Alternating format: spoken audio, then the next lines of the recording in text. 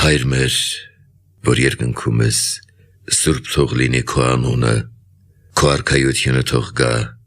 քո կամքը թող լինի երկրի վրա, ինչպես որ երկնքում է,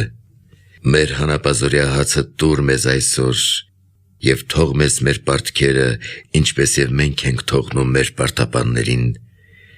և մի տանիր մեզ փորձության, այլ փրկիր մեզ չարից, քանզի քոնն է արքայությունը և զորությունը և փառքը հավիտյանս, ամեն։